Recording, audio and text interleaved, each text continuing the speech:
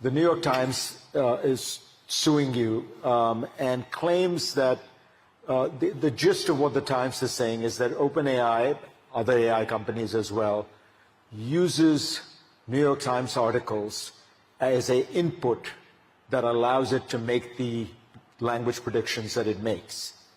And it does so excessively and improperly and without compensating the New York Times.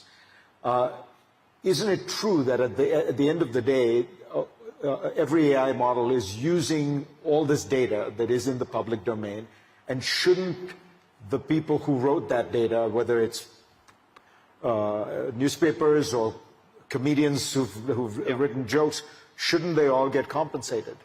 Many thoughts about that. I'll start with the difference between training and what we display when a user sends a query. By the way, with the New York Times, as I had understood it, we were in productive negotiations with them. We wanted to pay the New York Times a lot of money to display their content.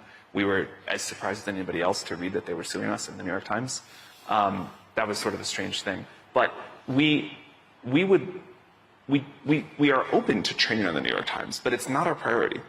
We actually don't need to train on their data. I think this is something that people don't understand, is any one particular training source, it doesn't move the needle for us that much.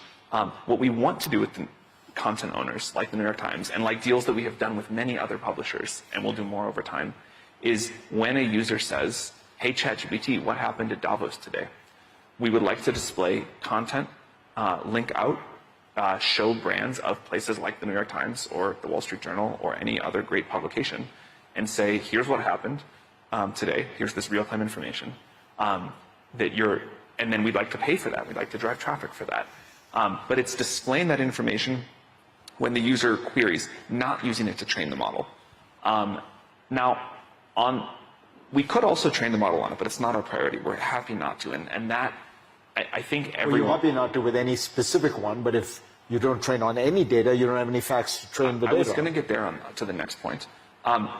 One thing that I expect to start changing is these models will be able to take smaller amounts of higher quality data during their training process and think harder about it and learn more.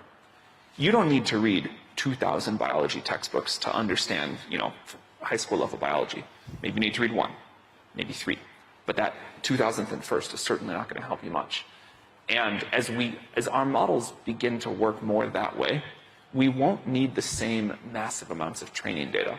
But what we want in any case is to find new economic models that work for the whole world, including content owners,